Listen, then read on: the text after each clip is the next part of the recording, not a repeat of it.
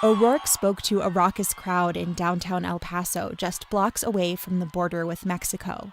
He started by praising his hometown, saying El Paso represents America at its best. We are safe, not despite the fact that we are a city of immigrants and asylum seekers. We are safe because we are a city of immigrants and asylum seekers.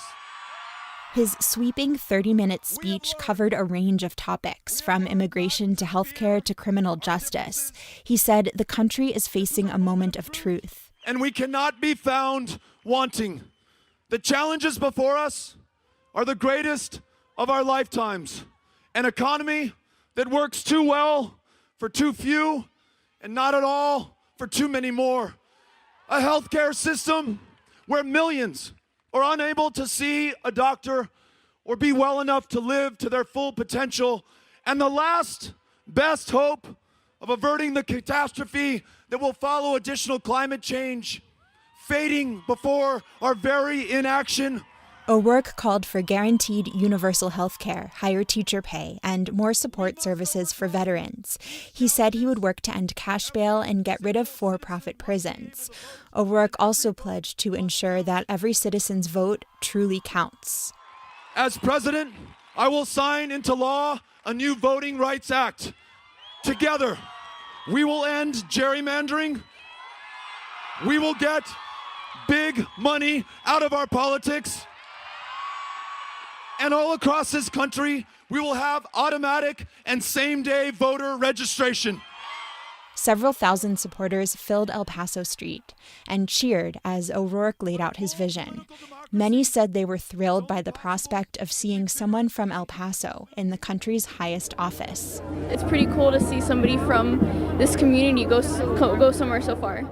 16-year-old Victoria Fierst attended the rally with her family. I would like to see people change their views on people from border towns and people who I'd like to see people not think that we're violent and terrible people, because they're actually really good people.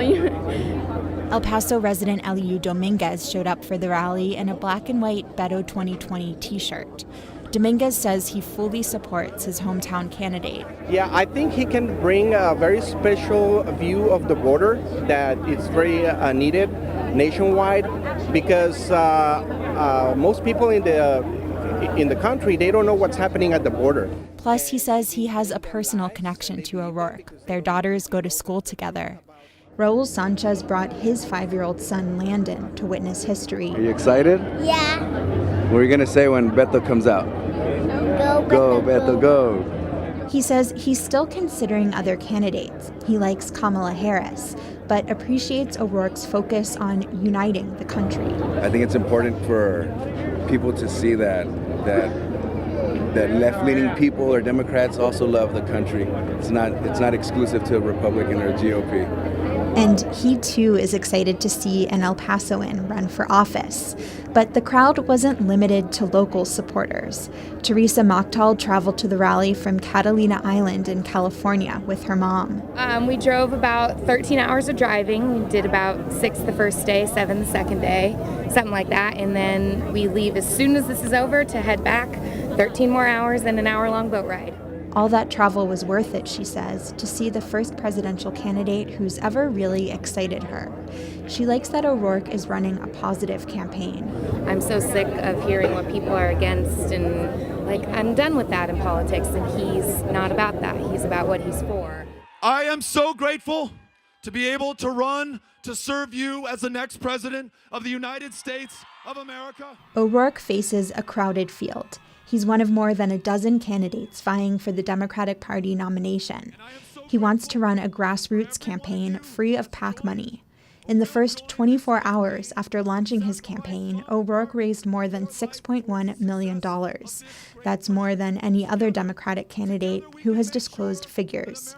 For KRWG Public Media, I'm Mallory Falk.